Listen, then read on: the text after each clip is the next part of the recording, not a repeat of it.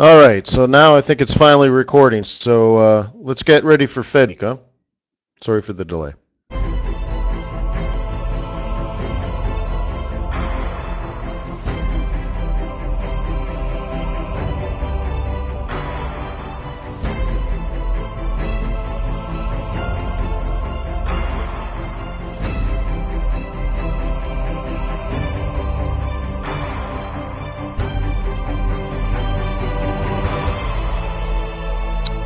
All right, so what's new in Forex today? Let's find out. First of all, let me remind you that trading is risky, not appropriate for everyone. However, your past performance, good or bad, is not necessarily indicative of future results. So please stay small, stay humble, focus on the long term, and never risk money you cannot afford to lose. Hi, my name is Wayne. I'm the Chief FX Market Strategist for TradersWay.com. We're an ECN, that means Forex broker, that enters your trades directly into the market. And we want to earn your loyalty. That's why we're doing these webinars. Maybe one day when you feel confident, you feel like you've developed some skills, maybe you'll open up a live account and you'll choose us as your trading partner in your successful Forex trading career for many years to come. We do these sessions every day, 7:30 in the morning, here at Forex.Today, Monday through Thursday, and then every Friday at fxstreet.com.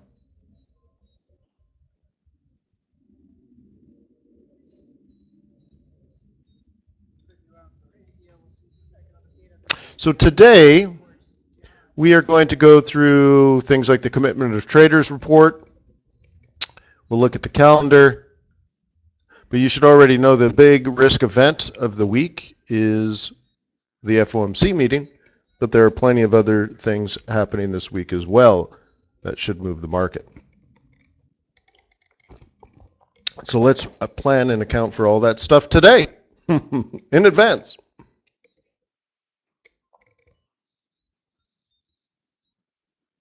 Where's my mouse? There's my mouse. Okay, so let's, I guess, start with the calendar. By the way, I got like an email or a comment or something the other day like, Wayne, where do I get the Commitment of Traders report? Right there. Just so you know. Right there.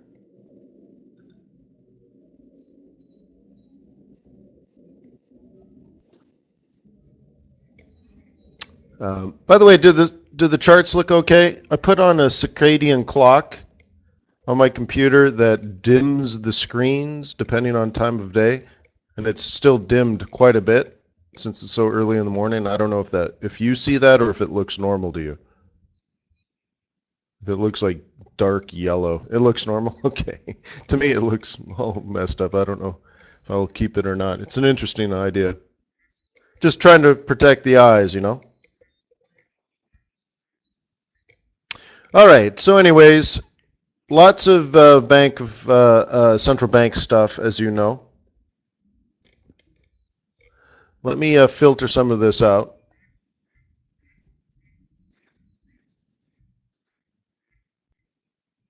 Okay, so RBA is going to shed their thoughts on the world.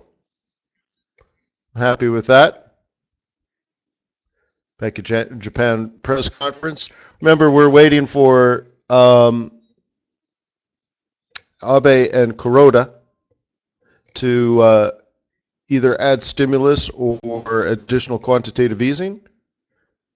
I'm sure they're freaking out where they did their negative deposit rate and got a strong yen. So maybe they come out with a plan, right? Maybe, right? So we'll see what happens with that. But this could be a doozy. Okay, I don't, what's the RBA going to say? Things are not as bad as they used to be. Okay, well that would be really good. Remember, we're well above 75 now on Aussie USD. Remember how we're at a floor at 69 and 70? Right? Buy it at 70, buy it at 70, buy it at 70. Well, now we're way up there, 75. So anyways, and then BOJ, Let's see if they, like I said, if they have a plan, that's great. I'd love to see it. The last one wasn't too good. Like, it seemed to me, I don't know about you, but it seemed to me that when they did the negative rate cut, that I don't know, it didn't seem like there was like a lot of planning involved. Like, I don't think they were like winking to the market a couple of months ahead, like, hey, it's coming, it's coming. Just seemed like, man, we got to do something. Boom, let's just cut to negative. So anyways, we'll see if they have a better plan. Now, out of the United States, retail sales could be an interesting one. Could be an interesting one. When you look at our economy as an investor or as an economist, we used to look at jobs because we needed to get away from 10% unemployment, right? And we needed to create some jobs. Cool. Now we're not really looking at that. We're at full employment by some measures. We're at 4.9% unemployment, which is really good compared to the rest of the world. Okay, so that's good. Problem solved. And then we've just started really paying a lot of attention to wage growth, because with increased income, and more important, the idea that you have this increased income for long periods of time, let's say forever, then there's a marginal propensity to spend, right? So like, for example, if you just got a bonus at work and you don't feel good about the economy, you pay down your debt with the bonus. If you get a raise at work and they're like, hey man, you're going to make 10% more money every single month forever, what'll happen is you'll spend that money. All right, so one of the things we want to start watching for is an increase in retail sales and core retail sales. And the reason you have core is because retail sales could be heavily affected by oil prices, because you have to drive your car to work. And if oil prices are high, every time you fill up the gas tank, it gets shown on retail sales. So sometimes it's nice to split that out. Is it too early to really look at inflation? And the answer to that is probably yes. But if you're really starting to worry, or if you expect to see inflation, where you'd see it first would be PPI, and then CPI.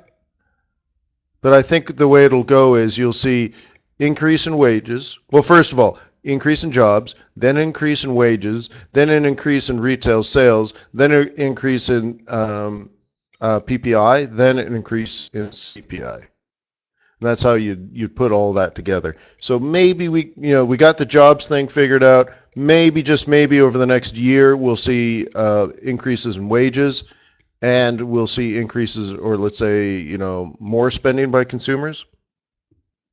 Remember, the United States has been deleveraging for a long time. Consumers have been paying down their debts,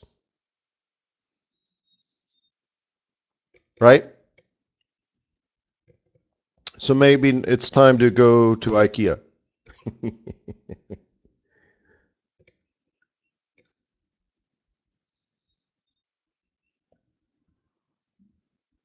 Okay, so the British apparently have an annual budget.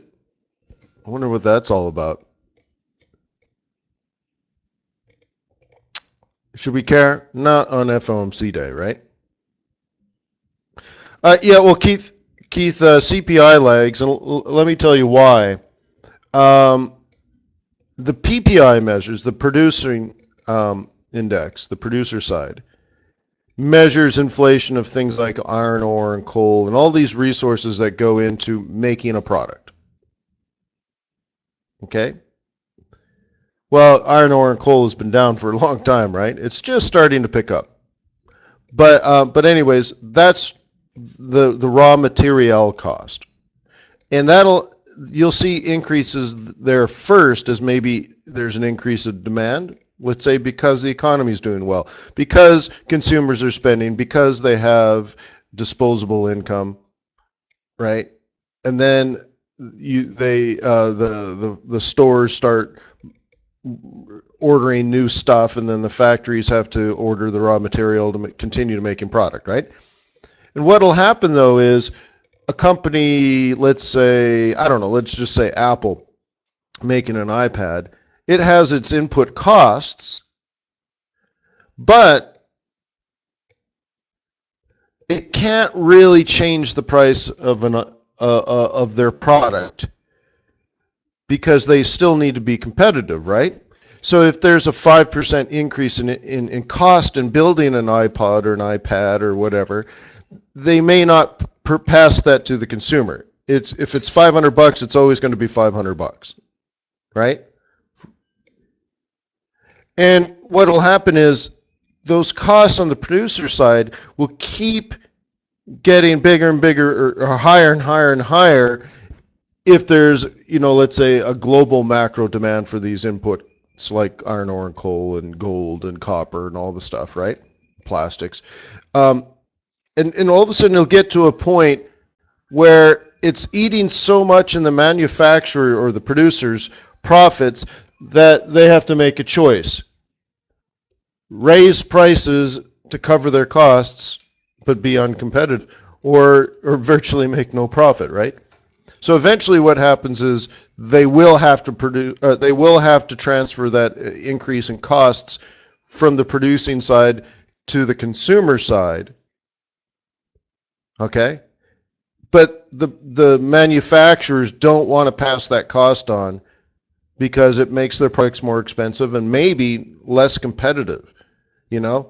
Like, let's say if you raise the price of an iPad by 5%, you might get 15% less sales if there's a price sensitivity, right? So they'll do whatever it takes not to pass that cost on. They'll just have lower margins until it's just not feasible anymore. Then they'll pass it on to the consumer, and then you'll start to see consumer side inflation going up. So that's why it lags.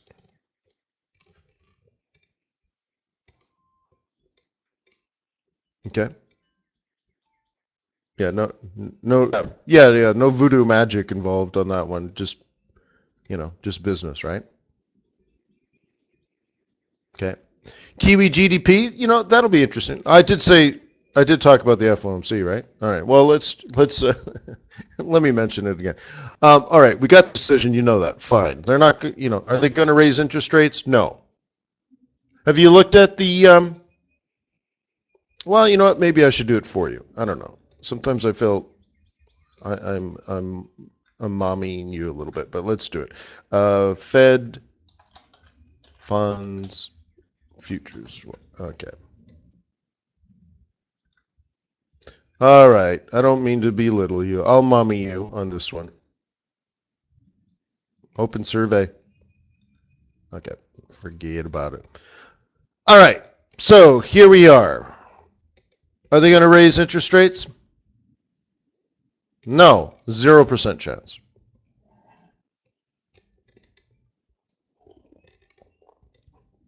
Any other questions?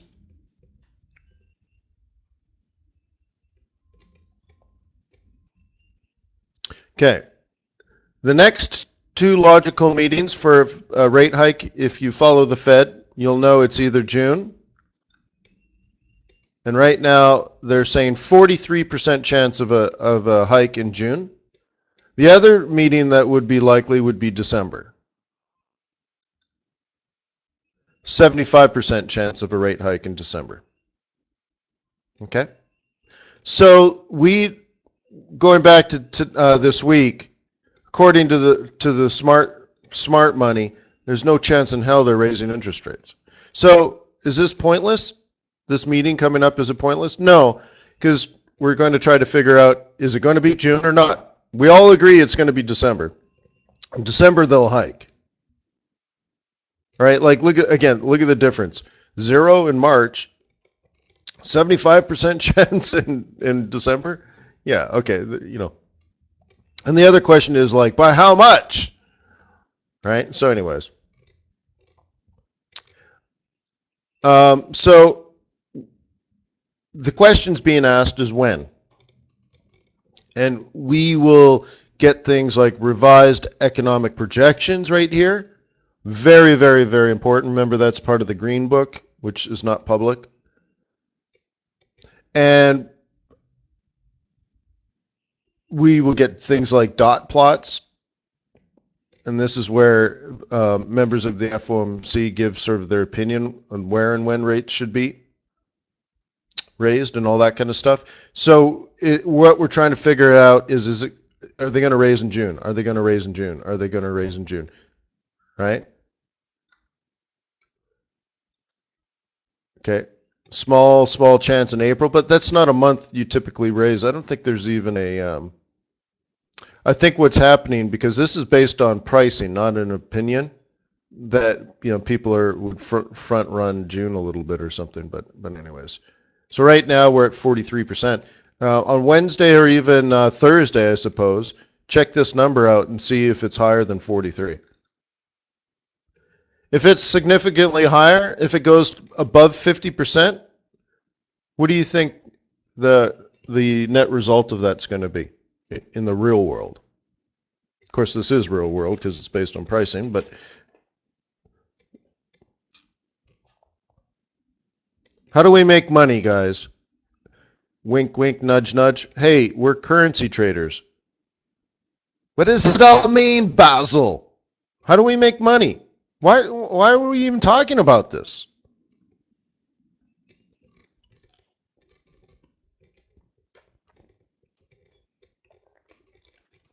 All right. How about you type in a question mark if you don't know? And then maybe to make it easier, what if that jumps to 90% chance? What if on Thursday, because of something the Fed said on Wednesday, what happens on Thursday if that jumps to 90%? Short Euro USD, dollar strength. Thank you. Yes, probably. You got it. Why? Because, to quote, Harry from Harry Met Sally, right? If you suddenly realize you want to buy the dollar, you want to buy the dollar as soon as possible. Was it like that, or get that wrong? If you suddenly believe the Fed's going to raise interest rates, you want to buy the dollar as soon as possible. Maybe it's that way. I don't know. It was something like that. You have to watch the movie, When Harry Met Sally. But yes, if they're going to raise, you might as well get money now. And that will happen. Interest rates going up, dollar will likely get strong. Okay? Yeah, maybe, Joseph, maybe. Boom, boom, boom, boom, boom, boom. All right. So, anyways, going back to this other stuff, Kiwi GDP, sure. Aussie jobs, that's a nice one. Remember, it's scalp. If you can pick up 50 pips, right? If you can pick up 50 pips on that one, or 100 pips, depending on how good it is, take the money and run. I wouldn't buy and hold on that one, just out of experience. Okay. Stupid Swiss National Bank. Okay, they're going to say something. Bank of England, they're going to make an interest rate decision. What's going to happen there? I think they're in a transitionary period. I think if they start to raise interest rates, it won't be till the end of next year at the earliest. What we would like to see in April is a positive IMF outlook. I'd like to see more a surprisingly awesome GDP. So if we can get those two things, at least they can start talking publicly about raising interest rates or the need to raise interest rates. Also, bear in mind, when oil goes from $30 to $40 on a percentage rise, that's significant, isn't it? A 33% increase in the oil market. So eventually we're going to start seeing some big numbers in inflation. But my opinion is it won't go above $50 or $60 a barrel, probably ever. Well, okay, it will forever. Let's say in the next 20 years, if it goes above $60 a barrel, it won't last very long and it will come down. And most likely we'll seesaw sideways between 25 and 50. More like 30, 60, 30, 60, 30, 60. For the if you had a baby this year, oil prices would stay in that range until they're in graduate high school.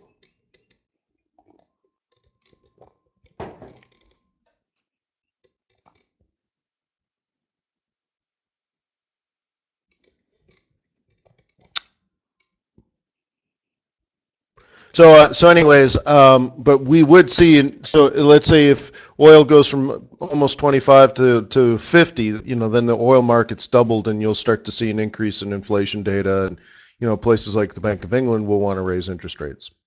Okay, so this is another huge opportunity to learn.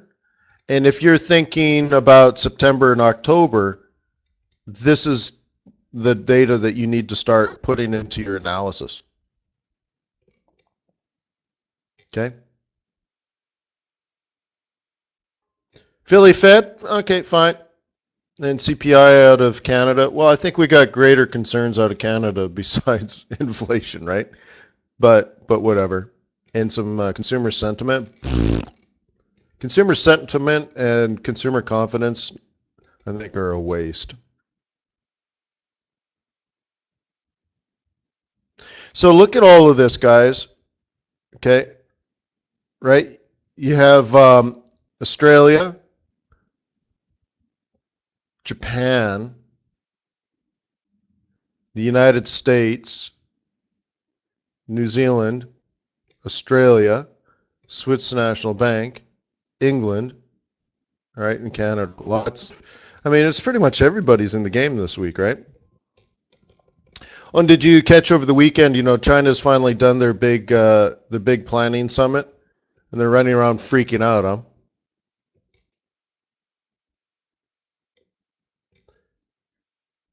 The yuan's just too strong, man. They're gonna want to deflate that.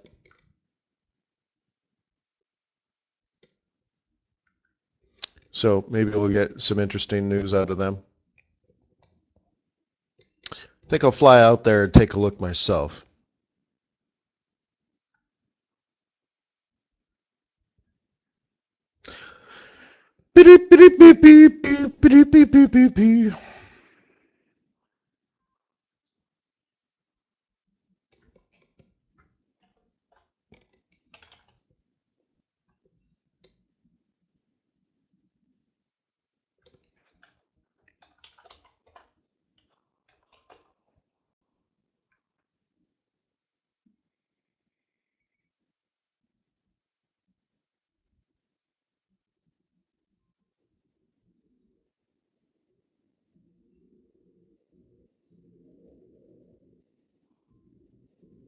Man, hang on. I got so much going on.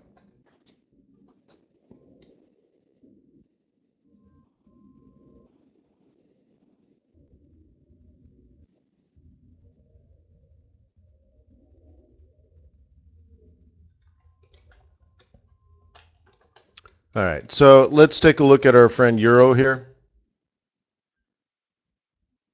Where's my little drawing tool?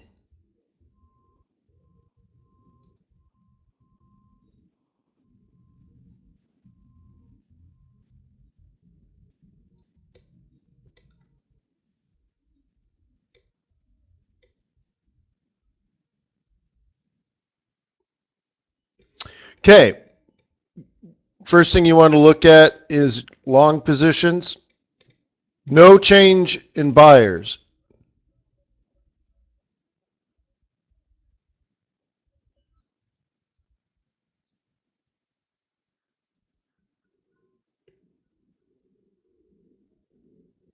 Okay, no changes in buyers. A pretty reasonable increase in sellers, right?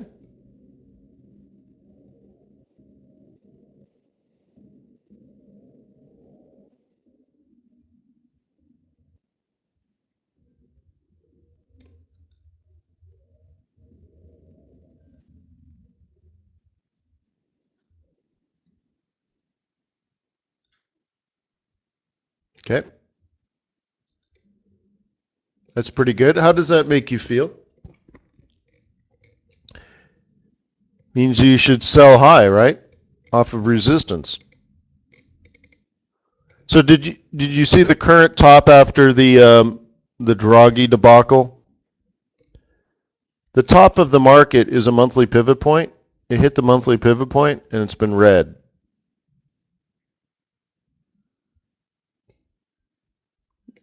Okay. So a lot of people got stopped out, but nobody bought it according to this data. I'm not even sure if this captures that day. Okay, but at least going into that news, the market's still bearish. Great British Pound. Buyers, wah, wah, wah. Big drop in buyers. These are long positions right here. Pretty significant loss of buyers. And really no real change in sellers, but that's still eventually going to lead to pound weakness, don't you think? So if you look at the pound dollar daily chart and it says it's way overbought, daily 55, sort of a roll reversal area, yeah, maybe it needs to come down. And if you look at the 4-hour pound dollar chart, it's way overbought wanting to fall. So if the 4-hour wants to come down and the 1 hour and the daily wants to come down, very often you don't want to get in the way, right? Loaded like a freight train, lying like you never came, feeling like a space brand one more time tonight. Okay, let's take a look again. Long positions. Who's buying Japanese yen? Nobody. Who's selling Japanese yen? A few people. Okay. And a little tiny pop here. That's the USD yen going up, which just means the Japanese yen's weakening slightly, as you can see here. So that's cool. Okay. That's an interesting thing, right? Net change.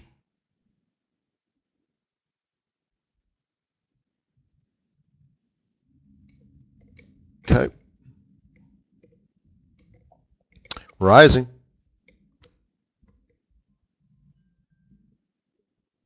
Now, look at this, though.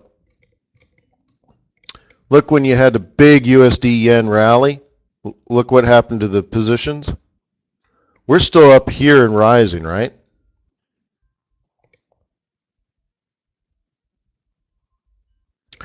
So this doesn't look that great yet. It's pretty early. Joseph says, so sell the yen pairs. Well, that was the message 3 weeks ago, right? Remember what I showed you, like 5 different yen pairs with a minimum of 700 pips each? That would have been the time.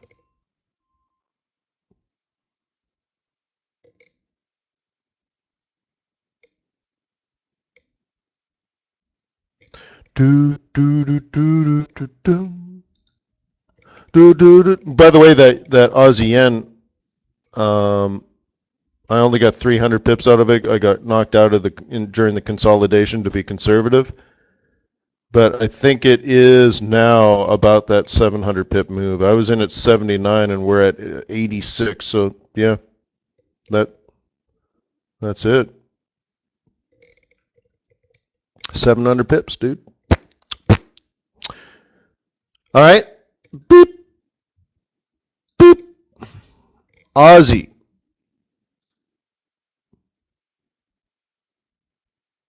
Okay, look at price. Look at position first. Nice, huh? So these are buyers. Look at the 3-week trend is more is buyers going long, and look at the 3-week trend. Less and less and less and less bears. That my friend, is a trend. Okay? There are more buyers and less sellers. That's a good thing.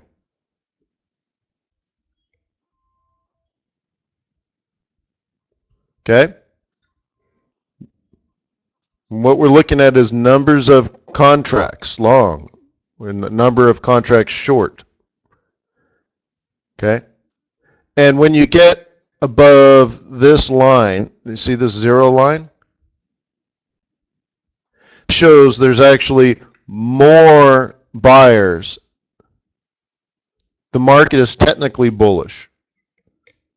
Or I guess in this case, fundamentally bullish, right? Because there are more bullish contracts than there are bearish. Okay?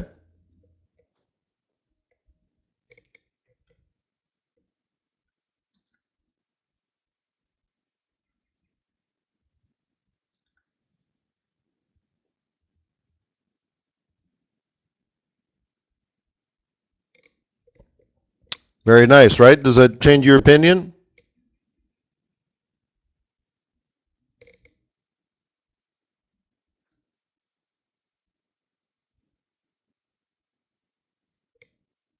It's useful information, I think.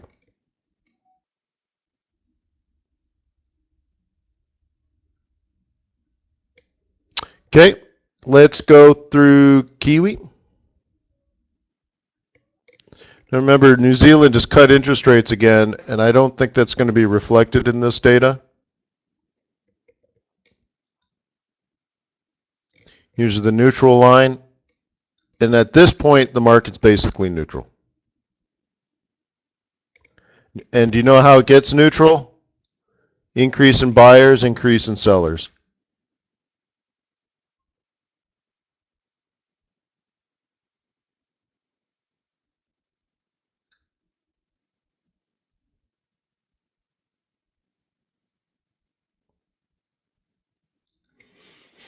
Kitty cat.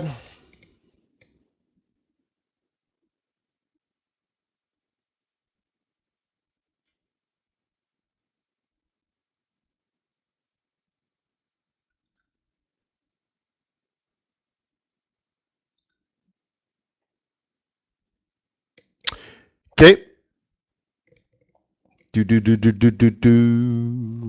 Price coming down. Boom, boom, boom, boom, boom, boom, boom, boom, boom. Less people shorting though. And nobody buying.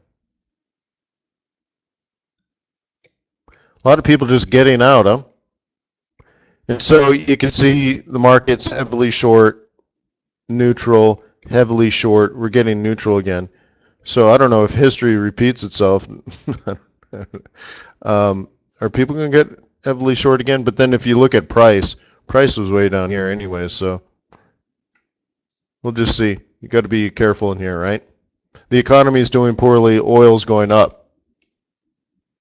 So that's the trend. So if you look at USD CAD, you probably should have shorted it off the 4-hour 21, which you hit about 4 hours ago.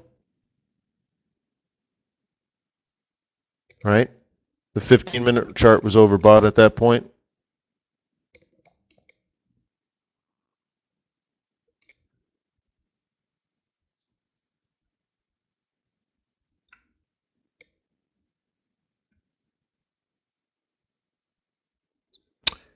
Okay, so we'll show you here. Funny, this one looks a little different than my other chart. Well, maybe I need to refresh it a bit. But okay.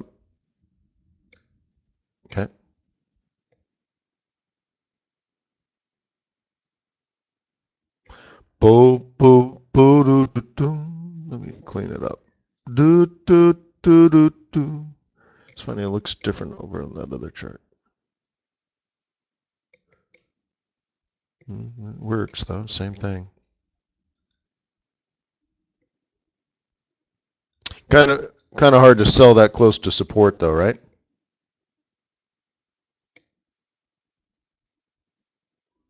Yeah, I hear you.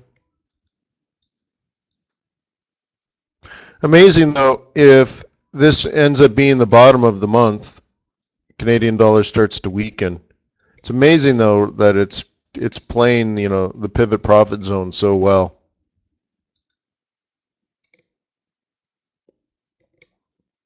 So one thing that you might want to do if you're trying to discern whether the Canadian dollar, remember, because it looks like it's not doing much at all if you look at the commitment of traders report, you might want to trap it and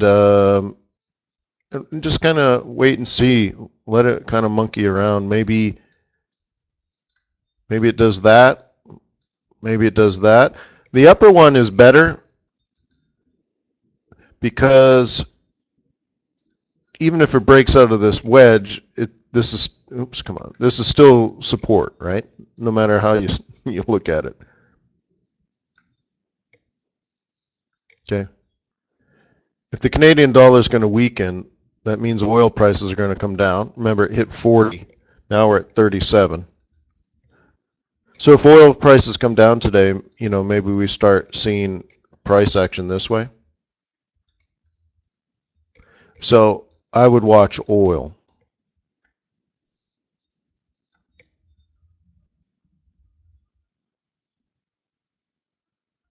Okay.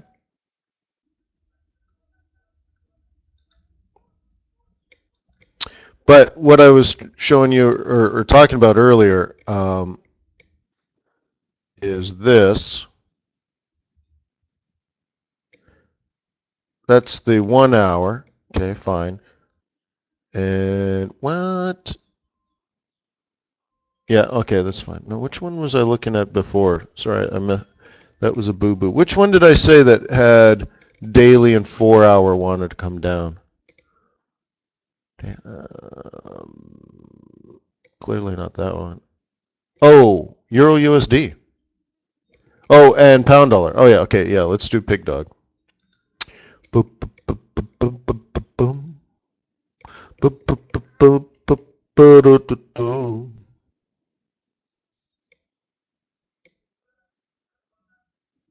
Okay. Let me clean up my trading space here. All right. First of all, there's the daily. Let me clean that up. Okay. See the oscillator? Now, technically, it stays bullish until this Stokes drops below that 75% line. So I wouldn't look at a cross like this and sell it blindly. You're like, oh, look at the oscillator. First of all, if you do that, you're not in control of your trading, and you're not making decisions. Right? You might as well just program an EA to do it, and it'll do dumb things on your behalf. This is still technically bullish. It's overbought because more people are buying than selling. Okay? But just be careful. What it's saying is, if you were a bear, fundamentally or long-term technically, and you were at resistance, this could be an interesting place to sell if price starts to fall. Okay? And I was talking about a role reversal. Okay? So you don't sell here. If price starts to fall here, you understand the weakness and you find an opportunity to trade, right? You create a trade plan, maybe tomorrow. Okay? But you're going to assume that this process here is going to happen. All right? Does that make sense? So if you see the red here, then you can create a trade plan maybe tomorrow. The other way you could look at it is, if that's going to happen tomorrow, what can you do today to help the cause?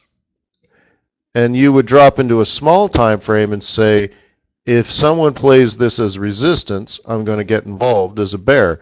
But now it might be today, you might just be spot trading a 15-minute chart down for 2 hours, picking the top here, knowing that it'll come down, then it'll go up, and then, Asia will take it up, London will take it down, and you're still waiting for tomorrow. Okay, but at least you help squeeze some of the bulls out, right? All right, so you got that. And then up here, I tend to like to have a 1 hour chart. So I'm going to put this one over there. Do, do, do, do, do, do. Do, do, do, do, do, do. You know, I went to bed early last night and I feel like way off. I don't even feel like the same person. I feel weird.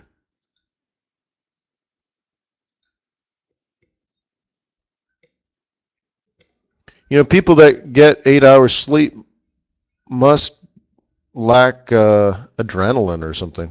You know, I think of like adrenaline junkies. I'm like, I must live on adrenaline all the time. So now that I have enough sleep, I feel terrible. I feel tired and slow and lethargic. I think I'll go skydiving, wake up.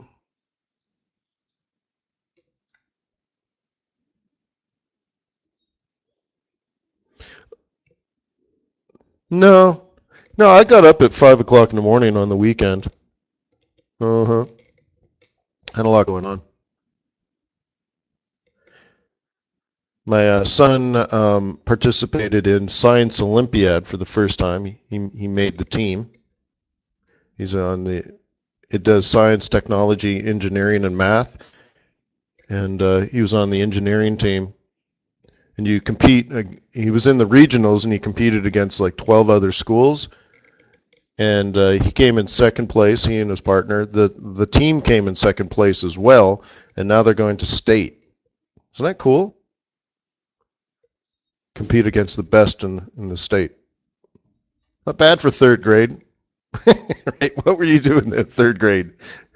Engineering. Yeah, my son knows how to program Java. He's in third grade. All right.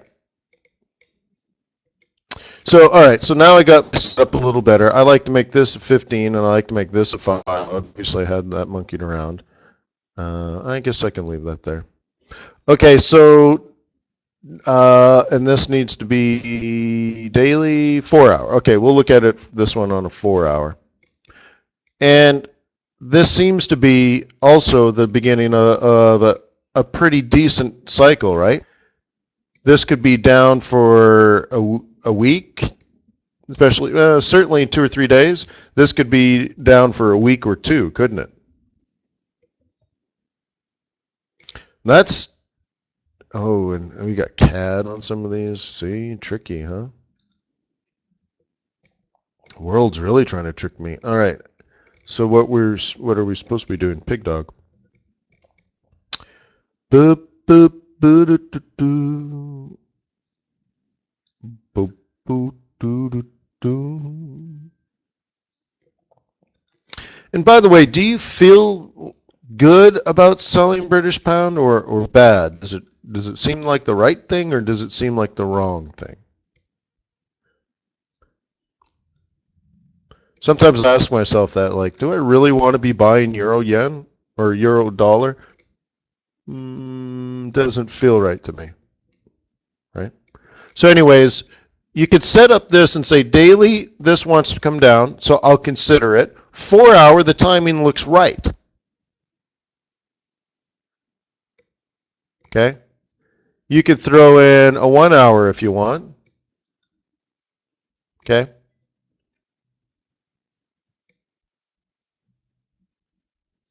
Somewhere in here maybe, right?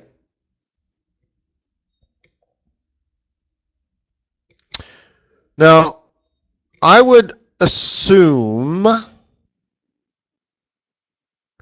that this will want to cycle up somewhere between now and tomorrow, right? The next 24 hours, this hourly cycle is likely to be up, right? So why don't we plan that before it even happens? So somewhere around where we are now, so I just want to point that out. Okay, this rises. Oh, come on.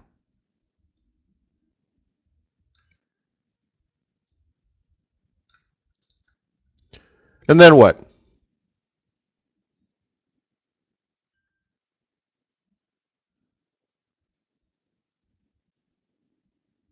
and then she drops like a ton of bricks, right? And that's tomorrow. What? What? Now, if you really want to play the trading game, you look for your opportunity to buy in here. Whether this comes down a little first or not, we don't really know. But what if you buy it here tomorrow and let it run just in case? But be here ready for it to fall. But what if it doesn't fall tomorrow? What if the London boys just, take it and we move up to the next level and people are like, oh my gosh, something about the Fed, something about something. There will be some major reason. There will be some major logic and whatever. The thing is, I don't mind buying. Well, let's start here. Great British Pound. I think there was still a lot of bearishness in the commitment of traders, wasn't there? So selling that's I'm okay with. US dollar, I'm okay with. Now these things don't have to happen, but I'm okay with it. Right? Daily, does that say down? Yeah. 4 hour, does that say down? Yeah. So do you really want to buy this and hold it? Well, it's one of those things where you're going for the luck, right? If you're a believer of this other stuff, should the pound be weak, should the dollar be strong, the daily says down, the 4 hour says down. So the logic would be this probably will head down, if not today, tomorrow, right?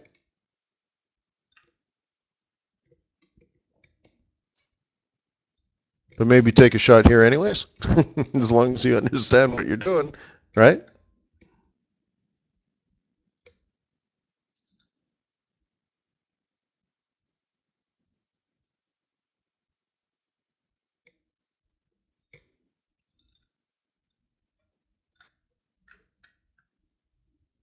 Mm, mm, mm, mm, mm.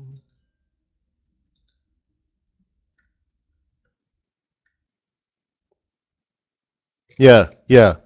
No, no changes in sellers. That's fine. But some of the bulls have gotten out of the market. There are less bulls, right? Again, that is old data. That's from Tuesday. That doesn't, things may have changed. But I don't think it hurts to have this planned out. And you could, how about this? Let's say you say you're a bear. Let's say you knew a week ago and 2 weeks ago and 3 weeks ago you knew you were a bear. So you're still a bear now. You say to yourself, nothing fundamentally has changed. But this sucker has been going up for a while, so you haven't had too many opportunities to sell. That's fine. But what you're looking for is that. That's going to be your wake up, right? And from then on, you're selling rallies. Is that happening now? No. Technically, this is still bullish, right? But what are you going to do if it makes a lower high, lower low? Are you going to be ready? That's that's really the key. Are you ready to be ready? Are you getting ready to be ready?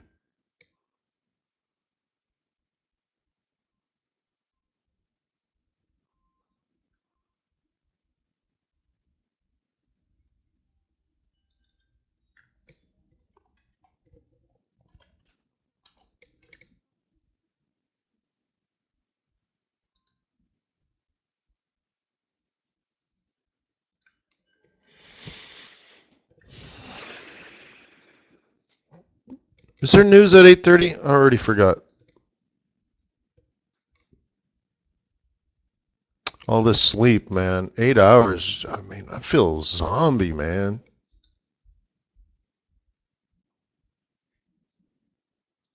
Okay, so it's everybody here, right? Is it the 14th? Wow, yeah. Yeah, no real news. There is news? Oh, Canadian National Bank Home Price Index? Really? All right, well, we better trade that.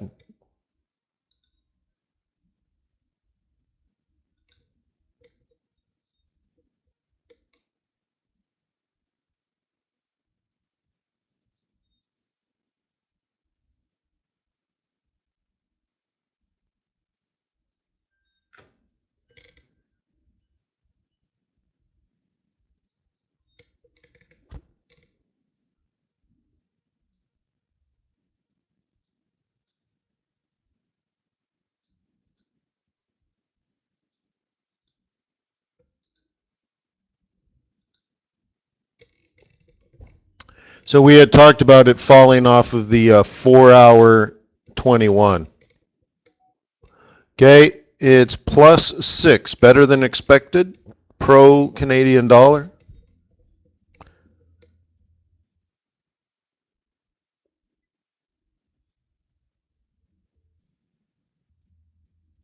Big news, man, big news. Better than expected. Woo! Actually, year over year, very significantly better.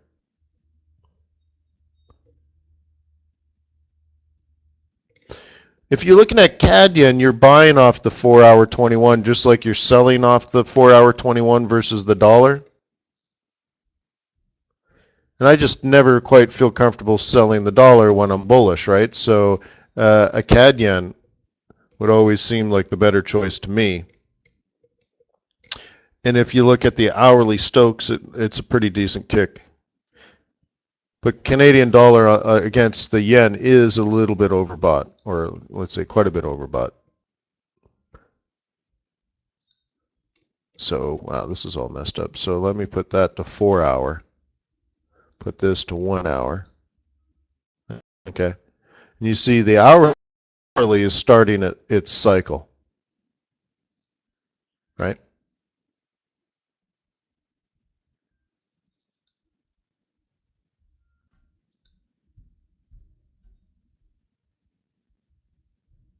This one's a difficult one to trade, I'd say, based on some of this price action recently. Now, like, let me point something out. Let's say that you consider this bullish, right? What I like to see in price action, right, is, you know, higher highs, higher lows, right? I don't like to see this sort of like slightly higher, then down here, you know, like this is kind of lame-o. I'd almost, you know, it's weird, like it's trending, but it's not trending, right? Like, what is this nonsense? Why are we down here, right?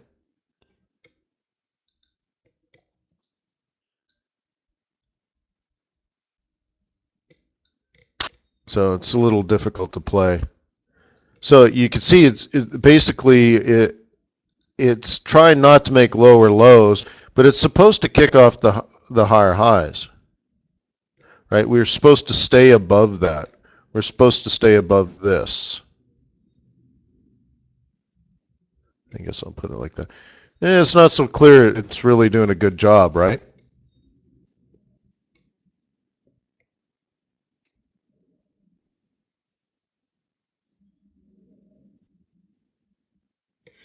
Yeah, Ricky says, what about EuroCAD? Yeah, great question.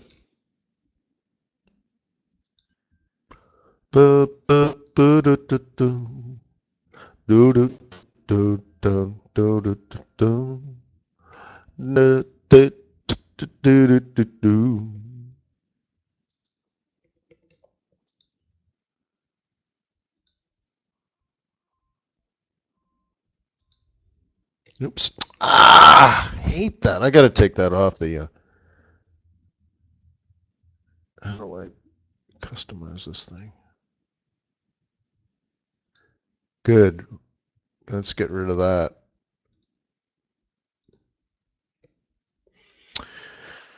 All right.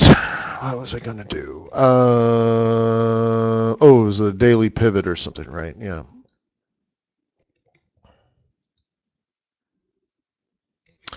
So the target here, if you're playing daily pivots, is here, 145.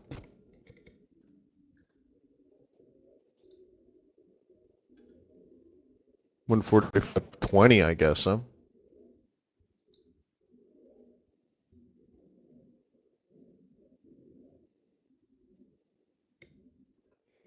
What do you think? Can we get down there? Means we got to recover from that nonsense, don't we?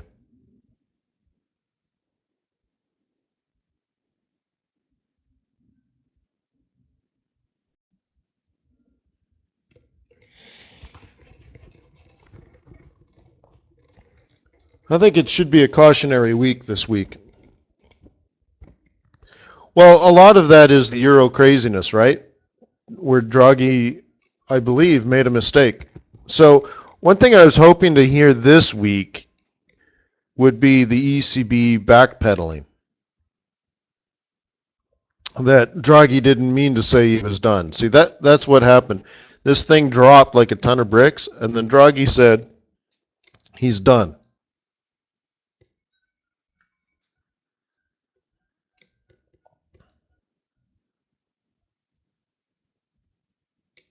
Right? So it'd be interesting to say, no, no, no, no, no, no, no, no, no, no, that's not what he meant, eh?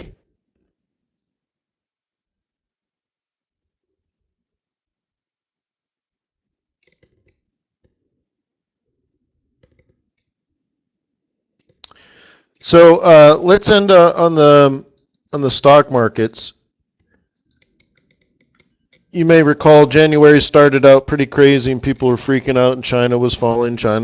I'm like, don't worry about it. It's rebalancing. Yens always get strong in January. We talked about it in July. Why are you freaking out, right? Do you remember all that kind of stuff? I told you even my buddy came over and he's like, oh man, my stock portfolio. Uh-huh. So anyways, if you look at the S&P 500, look, we're basically back home. Right? It's the end of the world, it's the end of the world, it's the end of the world, it's the end of the world, it's the end of the world, it's the end of the world, it's the end of the world. Okay, we're back, we're fine. The world didn't end. We're right here. Right?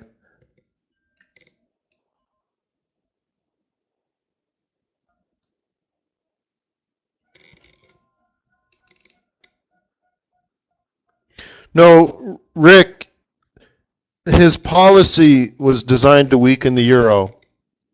And then he slipped up and he said he was done lowering interest rates to further negative territory and all that kind of stuff. And that sets the tone for the future. If that's it, then that's the floor. It can't go any lower, therefore it's an opportunity to buy. Even though fundamentally nothing changed, if it can't go, if the ECB won't take it lower, then that, by definition, is the bottom.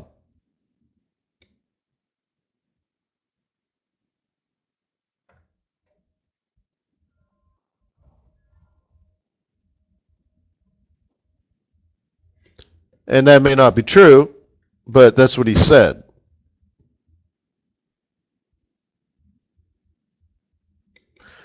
No, but it's not trust, Rick. It's price action. It's known information. If he wants to change that information, he has to add new information. So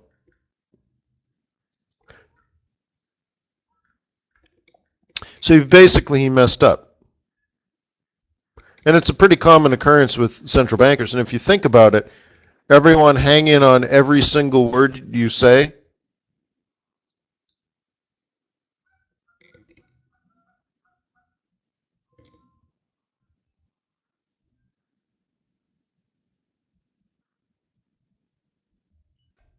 No, we had the private client only session on Thursday.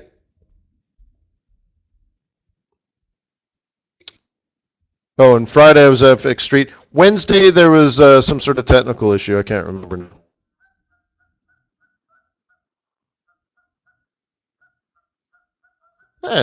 Anytime, man. All right, so anyways, I just kind of want to put that into perspective. You know, the world didn't end. Thank goodness.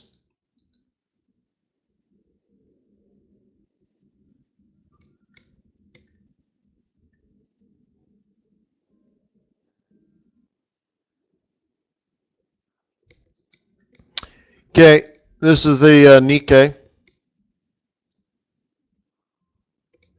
We're getting in that area, right? This should fall at least a little bit. Yen should be strong for a little bit. I don't know how far it'll fall. Will it fall and double bottom? Maybe. But I think what would be cool if it came down, hit the monthly central, worked its way up. That would be very bullish. Okay?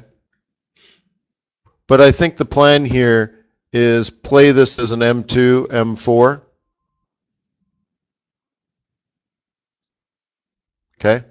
So one little burst here of yen strength based on last minute repatriation.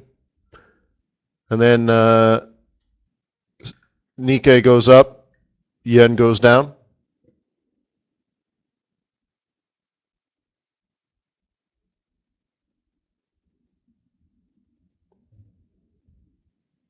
Well, Rick, in the next 3 months, so what is it, March, April, May, June? So you're saying he's going to do something in the June meeting? I find that hard to believe.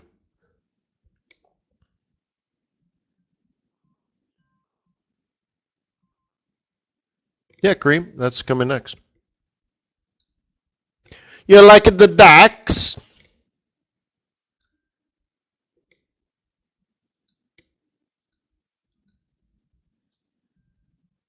Okay. Yeah, yeah. Yeah, like the DAX. Okay. Some pretty nice price action here, right? So remember when you trade price action wise, once it's made a lower low, I don't know, let's call that the low. Once it's made a lower low, you drag this across, and that's your sell zone. Once it's made a low, you take your old support, you bring it across, it's your sell zone. It's made a new low, you take the support, drag it across, becomes the sell zone. And look, this one fails. Stop and reverse. And this zone now is the buy zone. And if this continues, right, it's technically an upward price action. Pretty cool stuff. Now, Nikkei isn't that way. Nikkei hasn't made a higher high. But this feels like it's turned bullish. And free money from Draghi helps, doesn't it? Remember what I've told you over and over and over and over and over again. When there's QE, you buy the stock market.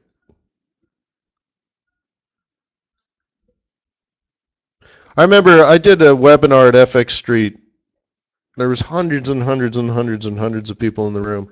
And I opened up the Spanish stock market, and it was like, I think at that time it was 78.6% decline. The U.S. stock market only fell by 50%, in contrast.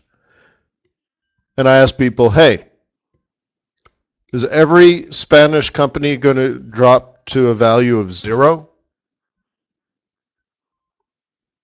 Or is this an opportunity to buy the Spanish stock market, right? And what do you think will happen when they get some QE? Now, this was probably 6 months to a year before QE, but whatever. That was the idea. Or even just the question, what happens if you don't think it's going to go to 0, at what point are you going to buy it? And I remember telling people you could buy it and put it in your will and give it to your grandchildren. Here you go, laddie and lassie. I bought you the Spanish stock market.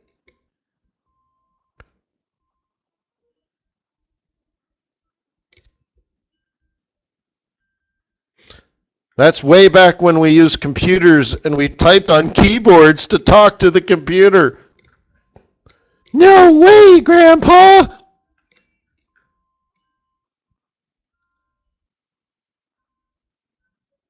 Yeah, every country had its own money. We didn't all work for the one big giant company.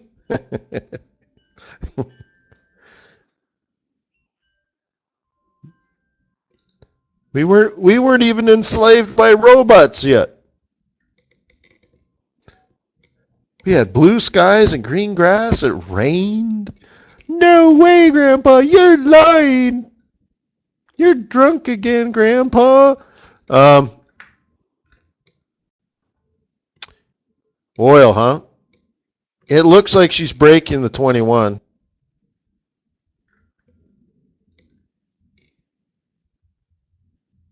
Mm-hmm. Mm-hmm.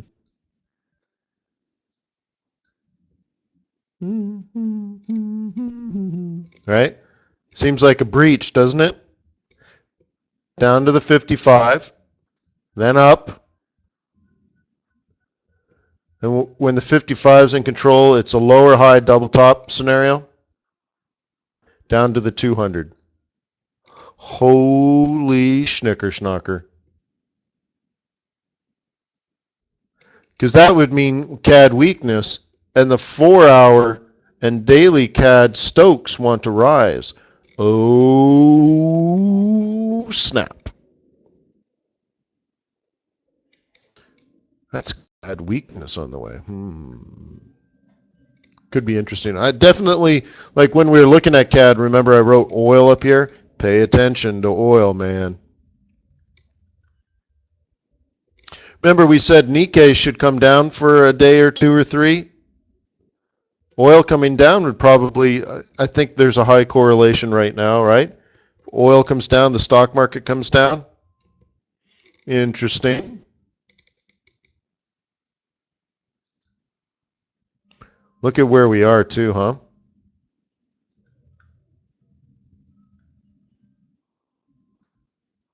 Look at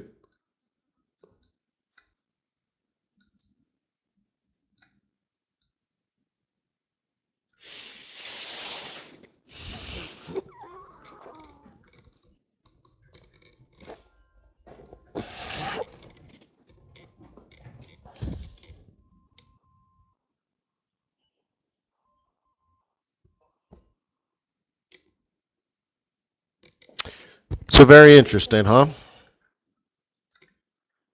Oil. So I just wrote a midterm essay about the decoupling of energy demand from GDP growth. Isn't that interesting?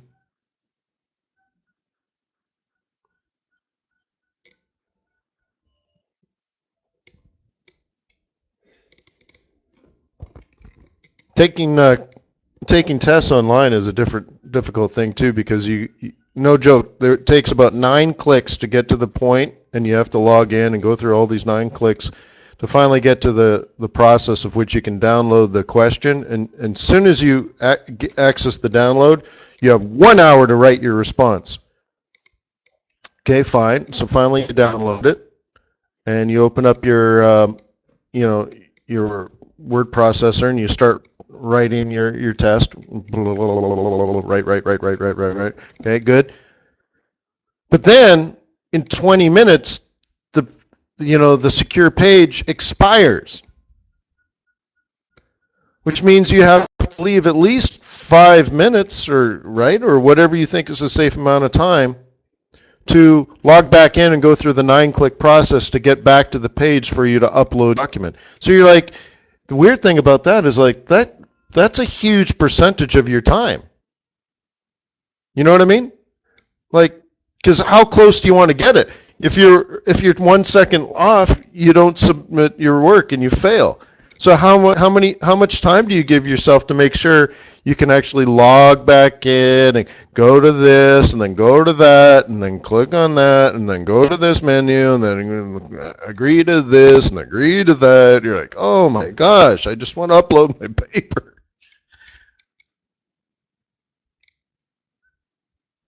Yeah. Well, yeah. So, anyways, but an interesting thought, right? Isn't it?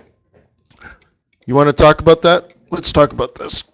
So, when GDP increases, energy increases, right? Energy demand increases, right?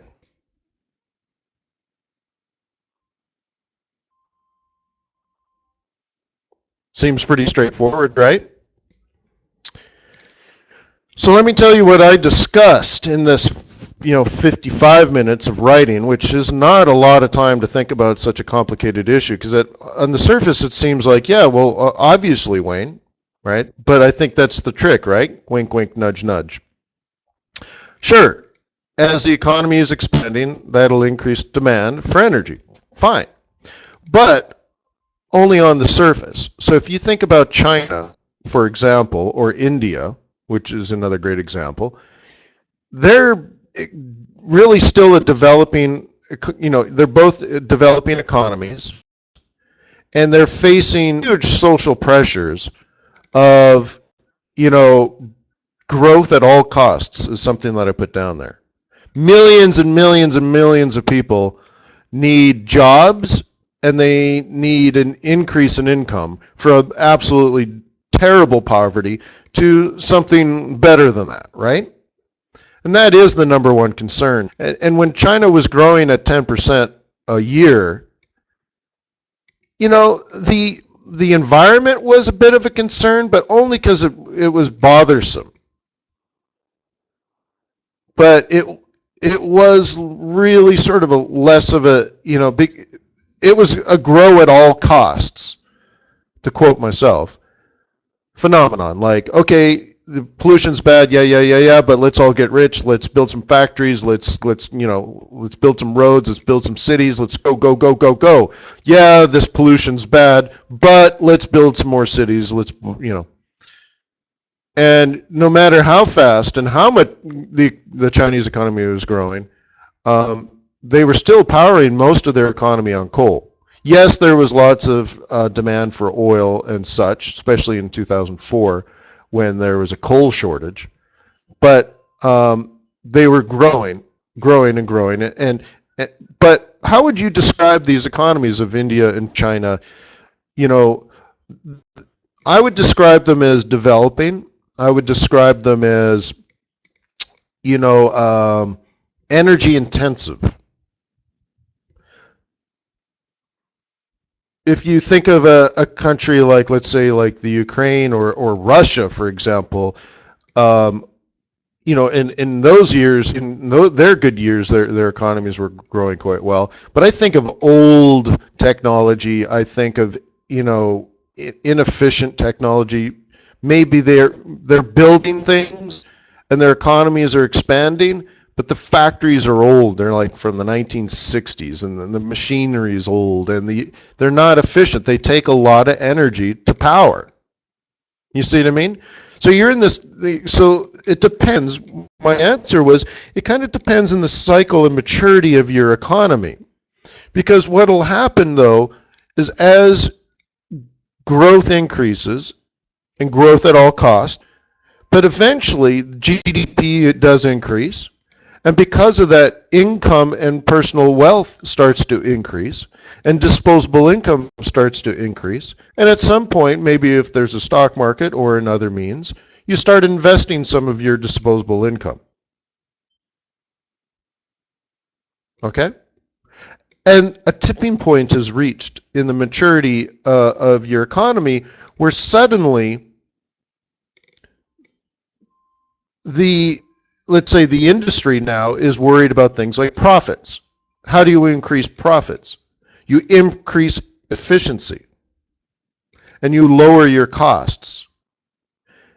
And what happens is energy is a major input cost of an industry, and to increase its profitability, it'll invest money into technologies to make it more efficient, to make it less polluting, and therefore lower costs, which therefore attracts more investment, which increases efficiency more, which lowers cost even more, and all of a sudden money is attracted to this sort of this improvement process, right? Also, there's a thing going on where as your economy matures, let's say from pre-industrial to industrial to, it also starts to become more of a service economy in many cases. And because it'll say, we don't like these big industries that are inefficient and polluting and all these things, and you send them somewhere else. Because let's face it, when you're poor, you don't give a damn about the environment. You need to eat, and you need a better life for your children, right? The environment is not your number one concern when you're starving. But when you have lots of money and lots of income, you say, you know what, there should be a better way. We should invest. We should spread all this money that we've made around, right? And so all of a sudden, you see the shift in the economy becoming more efficient, less energy intensive. Now, it's using energy and it is growing, but not on the same scale. It's decoupling now. And eventually, when you become a service sector, powering some lights and some computers is a lot less energy intensive than a huge factory making cars and machines and stuff, right? And you get this decoupling where the richest economies in the world are making a lot of money, but they're not necessarily demanding as much energy as a less efficient, more industrial, more developing country, because they don't really have a social demand to increase efficiency and save the environment and all that kind of stuff. They're more concerned about growth at all costs. So it changes. So it starts where GDP does go up, energy does go up, and they are correlated. But then as the industry matures, the sort of energy demand, economic growth correlation starts to decouple, tied to things like income and social desires. Because if you're rich, you're worried about the poor environment, right?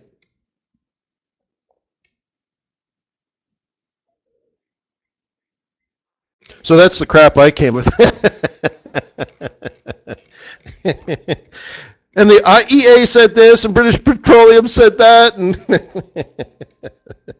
hey, that's not bad for 55 minutes, man. Oh no, I'm telling you.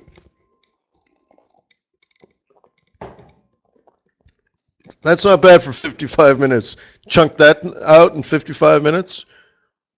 Throw in some quotes and throw in some stats and throw in some charts. Oy vey.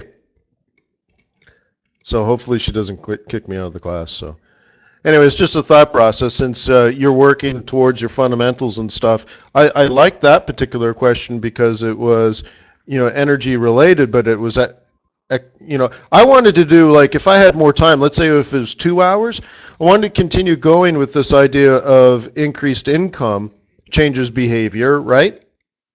And what happens, though, if demand starts going up and prices do go up along with increasing GDP, and you have this disposable income because you are becoming wealthy because of the increase of GDP, what'll happen is you start investing not just in becoming more efficient in using energy, but you start investing into alternatives, or alternative ways to get the energy more efficiently, which is a good thing, or even alternative energies, because you say, well, GDP has been going up and prices are high because of this high demand.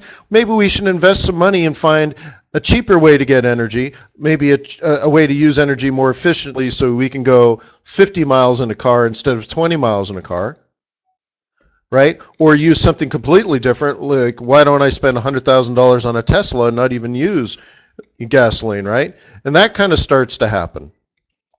And energy intensity goes down, And the cost of that energy that was super high has come down because now there are alternatives.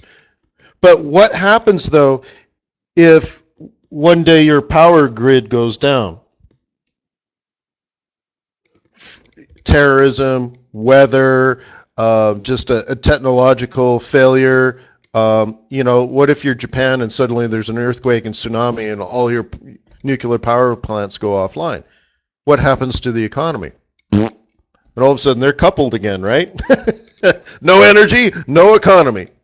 So I kind of wanted to talk about that, but that's a whole nother hour to talk about the, I wanted to put in a sort of like market pressures that continue to help decouple and lower prices, but then there's that whole other angle of like, that's all good, but if you suddenly don't have energy anymore, now we got a problem, and it recouples, right?